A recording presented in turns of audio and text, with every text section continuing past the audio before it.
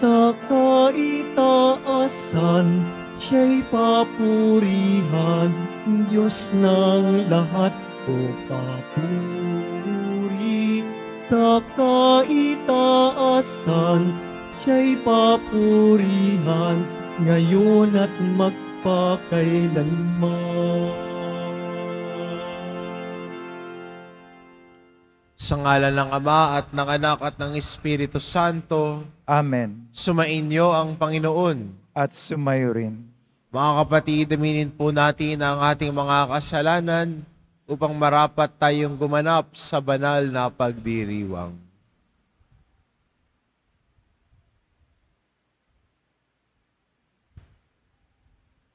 Inaamin ko Sa mga pangyarihan Diyos at sa inyo mga kapatid, naluba ko nagkasala sa isip, sa salita, sa gawa, at sa aking pagkukulang.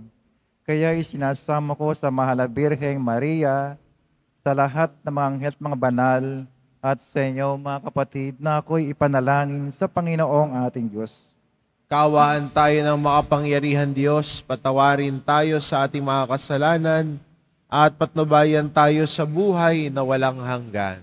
Amen. Panginoon, kaawaan mo kami. Panginoon, kaawaan mo kami.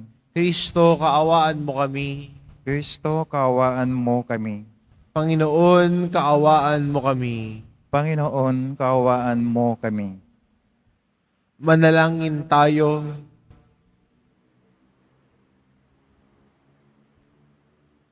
Ama naming makapangyarihan, ginagawa mo kami magkaisa ng kalooban. Ipagkaloob mong ang iyong mga utos ay aming mahalin, ang iyong mga pangako ay hangarin naming tanggapin, upang sa anumang pagbabago sa paligid namin, manatiling matatag ang aming loobin sa tunay na kasiyahang matatagpuan sa iyong piling. Sa pamamagitan ni Hesukristo, kasama ng Espiritu Santo, magpa sa walang hanggan. Amen. Magsipo muna ang lahat. Ang simula ng ikalawang sulat ni Apostol San Pablo sa mga taga-Tesalonika.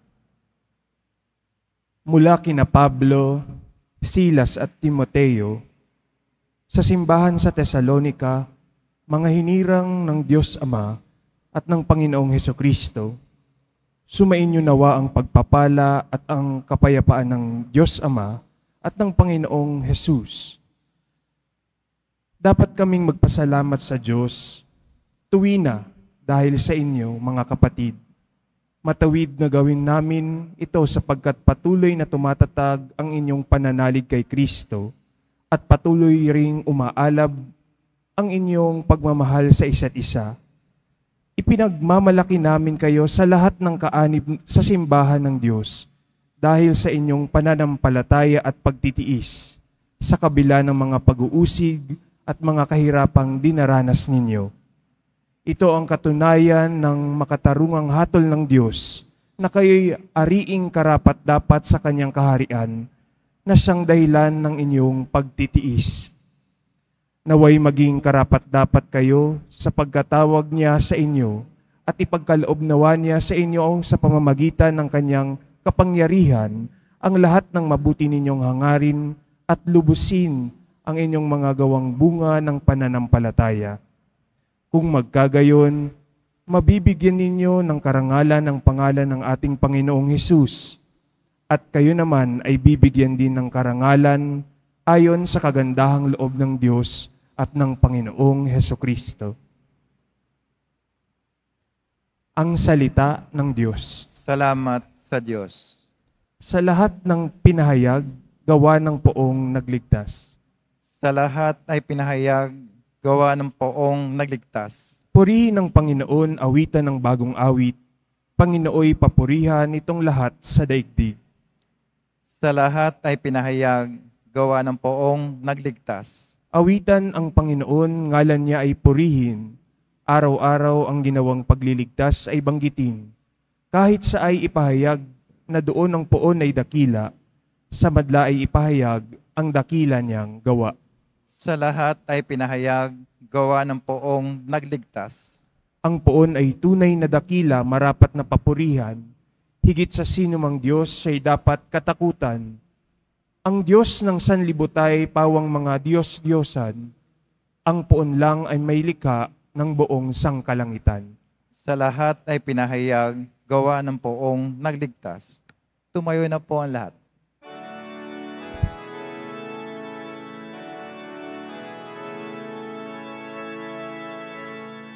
Alleluia, Alleluia,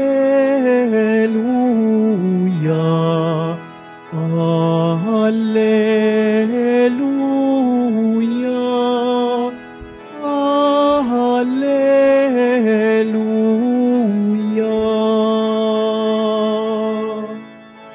Ang tinig ko'y pakikinggan ng kabilang sa aking kawan. Ako'y kanilang susundan. Alleluia,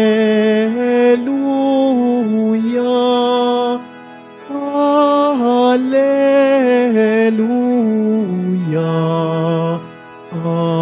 Alleluia, Alleluia.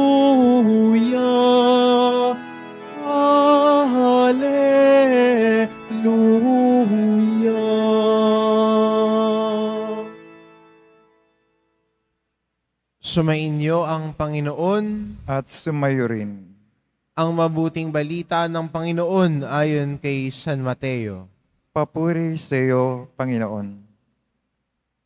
Noong panahon iyon, sinabi ni Jesus sa aba ninyo mga iskriba at mga pareseyo, mga mapagpaimbabaw, hinahadlangan ninyo ang mga tao upang hindi sila mapagharian ng Diyos.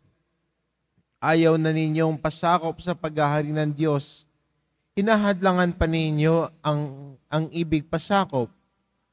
Sa aba ninyo mga iskriba at mga pareseyo, mga mapagpaimbabaw, iniuubos ninyo ang kabuhayan ng mga babaeng balo at ang mga sinisingkalaw ninyo ang mga pagdarasal ng mahaba, dahil dito'y lalo pang bibigat ang parusa ninyo. Sa aba ninyo mga iskriba at mga pareseyo, mga mapagpaimbabaw, nilalakbay ninyo ang karagatan at ginagalugad ang buong daigdig. Makahikayat lamang kayo ng kahit isang hintil sa pananampalatayang Hudyo. At kung mahikayat na'y ginagawa ninyong masahol pa kaysa inyo, kaya't nagiging ibayo ang dahilan para siya ay parusahan sa impyerno. Sa aba ninyo mga bulag na taga-akay, itinuturo ninyo na kung ipinumpa ninuman ang templo, walang anuman ito. Ngunit kung ipinanumpa ang mga ginto ng templo, dapat niyang tuparin ang kanyang sumpa. Mga bulag, mga hangal, alin ang mas mahalaga, ang ginto o ang templong nagpapabanal sa ginto? Sinasabi rin ninyo na kung ipinanumpa ninuman ang dambana, walang anuman ito. Ngunit kung ang ipinanumpa ay ang mga handog na nasa dambana, dapat niyang tupdin ang kanyang sumpa. Mga bulag, alin ba ang mas mahalaga, ang handog o ang dambana nagpapabanal sa handog? Kaya nga kapag ipinanumpa ninuman ang dambana, ipinanunumpa niya iyon at ang lahat ng handog na naroon. Kapag ipinanumpa ninuman ang templo, ipinanunumpa niya iyon at ang tumatahan doon. At kapag ipinanunumpa ninuman ang langit, ipinanunumpa niya ang trono ng Diyos at ang mga nakaluklok doon. Ang mabuting balita ng Panginoon. Pinupuri ka namin, Panginoong Hesukristo. Magsipo muna ang lahat.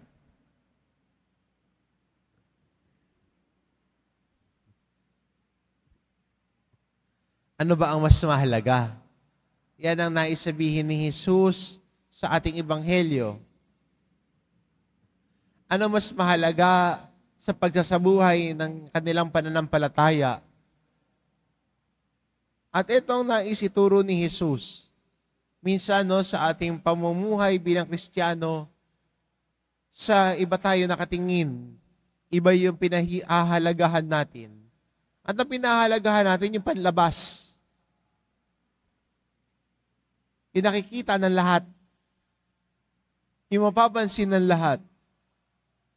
Pero para kay Jesus, sinasabi niya, hindi yung nakikita ng iba, kundi ang mas mahalaga sana sa ating buhay Kristiyano ay yung laman ng puso. Ang laman ng puso na nagmamahal sa Diyos, ang laman ng puso na nais makinig sa salita ng Diyos, ang laman ng puso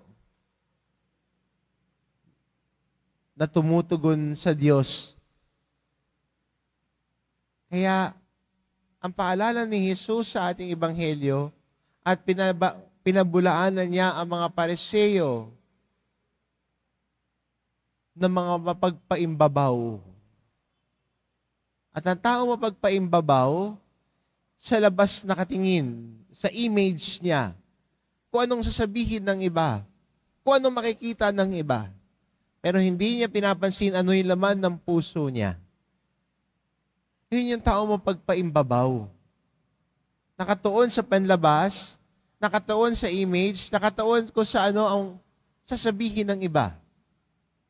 Pero ang tao na lumalago sa pagiging totoo sa Diyos, ang laman ng puso ang mahalaga. Ang puso na nagmamahal sa Diyos, ang puso na nagmamahal sa kapwa, ang puso na handang mag-alay at magbigay. Dahil ang taong handang mag-alay at magbigay, handang maglingkod. At yun sana ang mas bigyang pansin natin bilang mga Kristiyano sa ating paglalakbay. Nabigyang diin ang laman ng puso. Mas bigyang pansin ang ating kalooban na hinuhubog na salita ng Diyos na ating naririnig. Susunod na ho yung pagkilos natin Susunod na ho doon yung pagtrato natin sa kapwa Susunod na doon yung pagmamalasakit natin sa kapwa. Dahil ang unang nahubog ay ang puso. At kung ano ang puso, yun din ang gawa. At yun sana yung naisin natin. Pagiging totoo sa harapan ng Diyos. Pagiging authentic.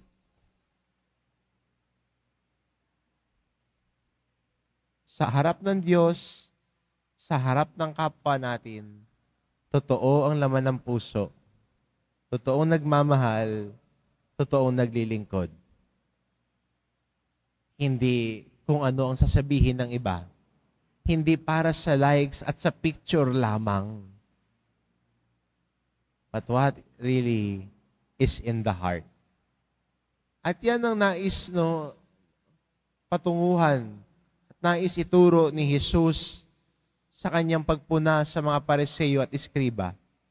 Ang mga Pariseo at Iskriba na nakatuon sa panlabas na imahe, sa panlabas na tingin, pero sa kanilang pang-araw-araw na buhay, sa pagtrato sa kapwa, parang nag-iiba yata. Sana tayo mga Kristiyano, sa paglago din natin sa ating pananampalataya, sa ating pagpili kay Jesus araw-araw, mas bigyang halaga ang laman ng puso sa kanayong panlabas. Susunod na lang yon. Kung ang puso ang nahubog, magbabago din ang ating pagkilos at paggawa.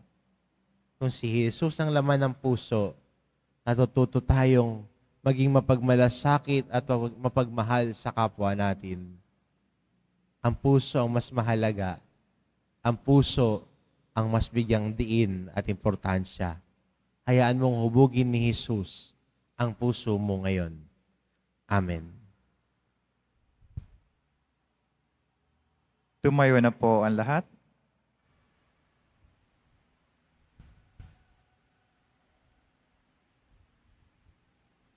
Minamahal ko mga kapatid, mulat sa aming pagiging hindi karapat-dapat, itinataas namin ang aming isip at puso sa iyo, Diyos Ama, at dinadala rin namin sa iyong harapan ang aming mga pangangailangan.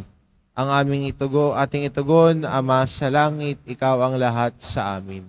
Ama sa langit, ikaw ang lahat sa amin. Ang simbahan, lalo na ang kanyang mga pinuno, naway isa puso ang gawaing pagpapanibago at pagbabalik loob. Manalangin tayo.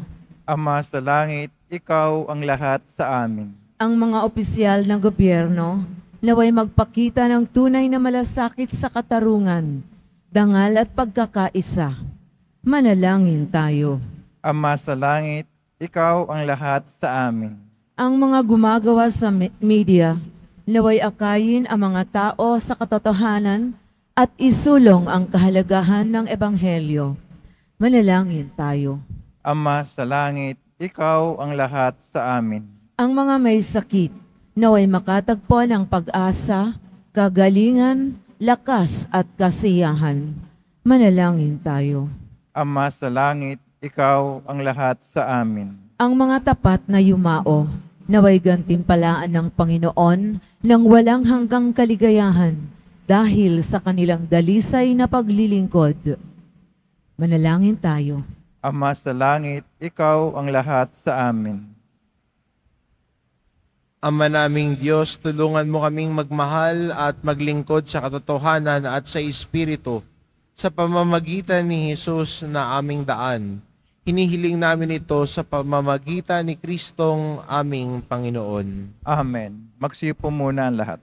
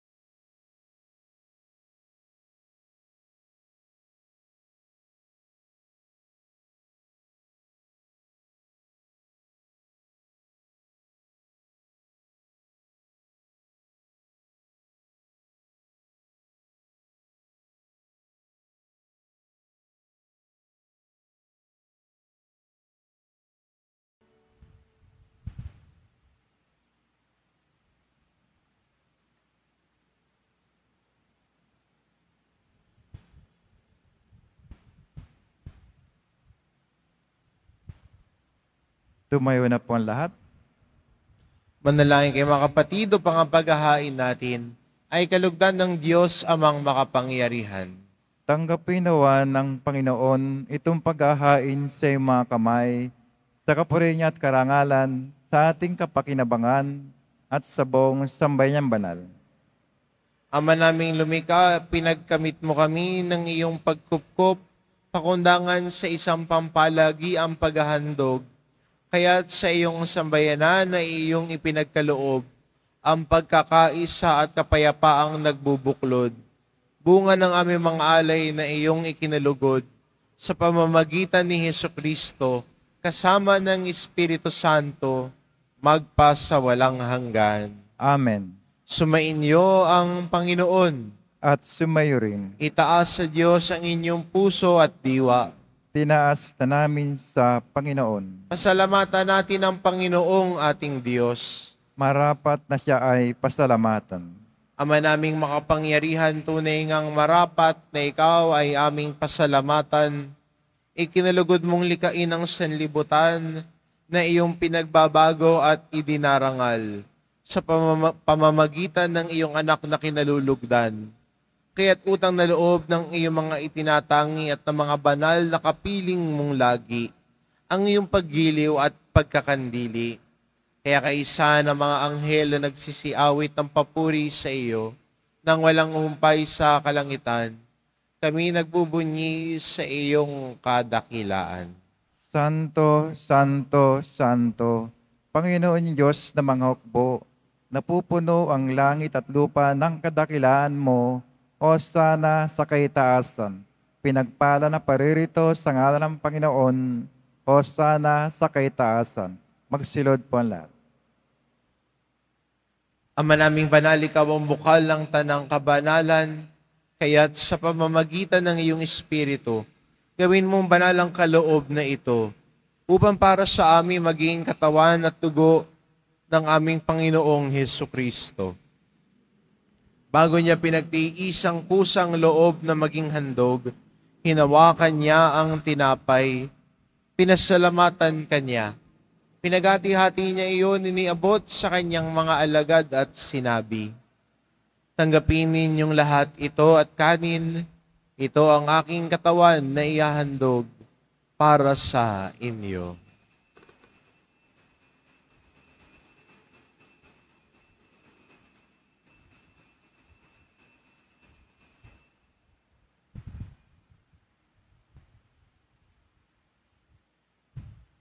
Gayun din naman na matapos ang hapunan, hinawakan niya ang kalis.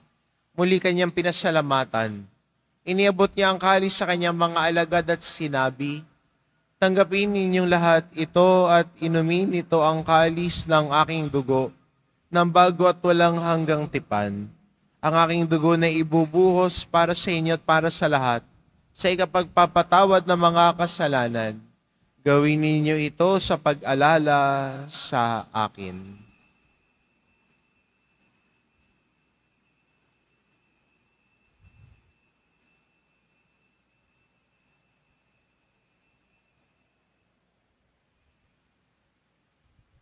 Tumayo na po ang lahat. Ipagbunyi natin ang misteryo ng pananampalataya.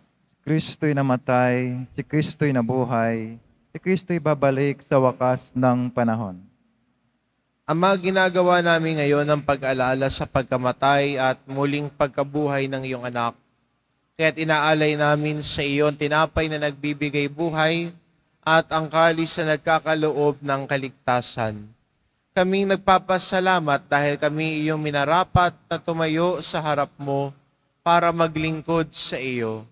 Isinasamo namin kaming magsasalo-salo sa katawan at dugo ni Kristo ay mabuklod sa pagkakaisa sa pamamagitan ng Espiritu Santo.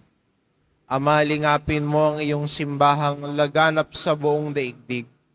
Puspusin mo kami sa pag-ibig, kaisa ni Francisco na aming Papa at ni Jose na aming Obispo at ng Tanang Kaparian. Alalahanin mo rin ang mga kapatid naming nahimlay na may pag-asang sila'y muling mabubuhay. Gayon din ang lahat ng mga pumanaw. Kaawaan mo sila at patuloyin sa iyong kaliwanagan. Kaawaan mo at pagindapatin kaming lahat na makasalo sa iyong buhay na walang wakas. Kaisa na mahal na Birheng Maria na ina ng Diyos, ng kabiyak ng puso niyang si San Jose, kaisa ng mga apostol at ng lahat ng mga banal na namuhay dito sa daigdig ng kalugod-lugod sa iyo, maipagdiwang nawa namin ang pagpupuri sa ikararangal mo sa pamamagitan ng iyong anak na aming Panginoong Hesukristo. Sa pamamagitan ni Kristo, kasama niya at sa Kanya, ang lahat ng parangal at papuri ay sa iyo, Diyos amang makapangyarihan, kasama ng Espiritu Santo, magpa sa walang hanggan. Amen. Sa tagubilin ng mga nakagagaling na utos at turo ni Jesus na Panginoon natin at Diyos, ipahayag po natin ng lakas loob. Ama namin, sumasalangit ka, sambahin ang ngalan mo, mapasa amin ang kaharian mo, sundin ang loob mo dito sa lupa para nang sa langit. Bigyan mo kami ngayon ng aming kakanin sa araw-araw at patawarin mo kami sa aming mga sala para ng pagkapatawad namin sa nakakasala sa amin at huwag mo kami pahintulot sa tukso at yadya mo kami sa lahat ng masama. Hinihiling namin kami adya sa lahat ng masama pagkalooban ng kapayapaan araw-araw. Iligtas sa kasalanan at ilayo sa lahat ng kapahamakan. Samantalang aming pinananabikan ang dakilang araw ng pagpapahayag ng tagapagligtas naming si Hesu Kristo. Sapagkat iyo ang kaharian at ang kapangyarihan, tangkapurihan, magpakailanman. Amen. Panginoong Hesukristo, sinabi mo sa iyong mga apostol, kapayapaan ang iniiwan ko sa inyo, ang aking kapayapaan ang ibinibigay ko sa inyo. Tunghayan mo ang aming pananampalataya at huwag ang aming pagkakasala. Pagkalooban mo kami ng kapayapaan at pagkakaisa. Ayon sa iyong kalooban, kasama ng Espiritu Santo magpa sa walang hanggan. Amen. Ang kapayapaan ng Panginoon ay laging sumainyo. At sumayo rin. Magbigayan kayo ng kapayapaan sa isa't isa. Kordero ng Diyos na nag-aalis ng mga kasalanan ng sanlibutan, maawa ka sa amin. Kordero ng Diyos na nag-aalis ng mga kasalanan ng sanlibutan, maawa ka sa amin. Kordero ng Diyos na nag-aalis ng mga kasalanan ng sanlibutan, ipagkaloob sa amin ang kapayapaan. Magsilod po lahat.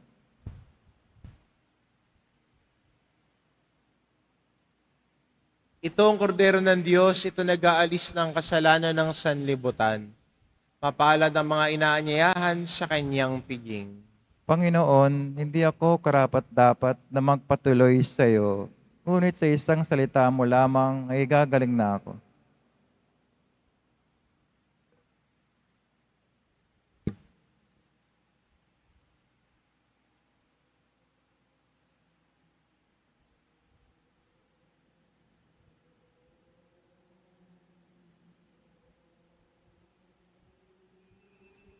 Para sa lahat ng tatanggap ng banal na komunyon, sasagot po tayo ng Amen. Pagkasabi ng pare o lay minister ng katawan ng Kristo at isubo agad si bibig bago umalis sa panampare o lay minister. Sumunod po tayo.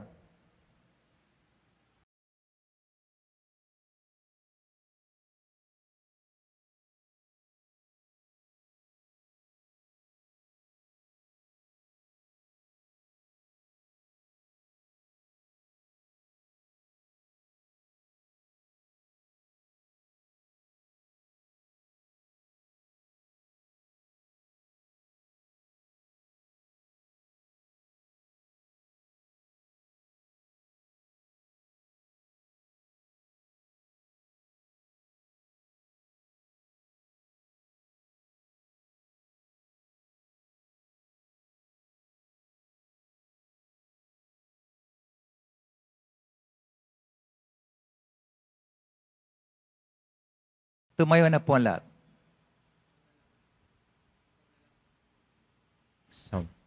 Manalangin tayo. Ama naming mapagmahal, lubusin mo sa amin ang kagalingang bigay ng iyong pag-ibig na ngayoy ipinagdiriwang at kami naway magkaroon ng ganap na kaunlaran upang sa lahat ng aming pinagkakaabalahan, ikaw ay aming mabigyang kasiyahan sa pamamagitan ni Hesukristo kasama ng Espiritu Santo, magpa sa walang hanggan. Amen. Sumainyo ang Panginoon. At sumayo rin. Mahal na pong Jesus Nazareno, inihayag mo sa pamamagitan ng krus ang walang maliw na pag-ibig ng Diyos sa sangkatauhan. Pakinggan mo ang kahilingan ng iyong angkan na nagsusumamo sa iyo. Makamtan nawa nila ang iyong katugunan at tanggapin ang kasagutan na may utang na loob na tinatanaw. Basbasan din po ninyo ang mga may daladala nilang imahen at dasalan Sa pamamagitan ng bendisyon na ito, naway maalala nila ang mga pangako nila noon sa binyag, na ikaw ang kanilang iibigin at paglilingkuran bilang Panginoon magpasawalang hanggan. Amen. At pagpalain kayo ng ating mapagmahal na Diyos, ang Ama at ang Anak at ng Espiritu Santo. Amen. Humayo kayo, taglay ang kapayapaan ng Poong Jesus Nazareno. Salamat sa Diyos.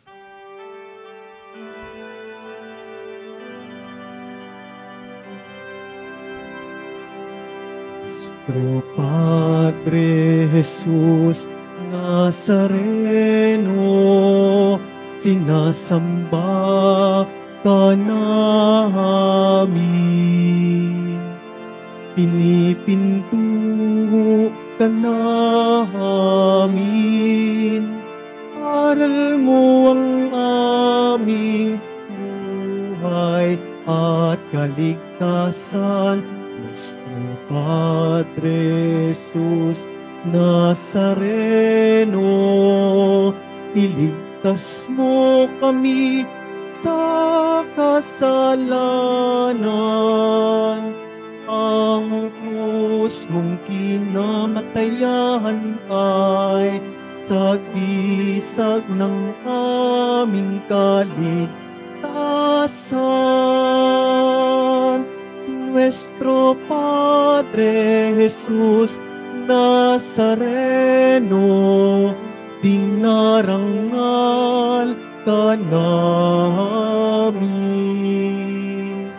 Nuestro Padre Jesus Nazareno, niluluwalhati ka namin. Nuestro Padre Jesus Nazareno, dinarangal ka namin. Nuestro Padre Jesus Nazareno, niluluwalhati ka namin.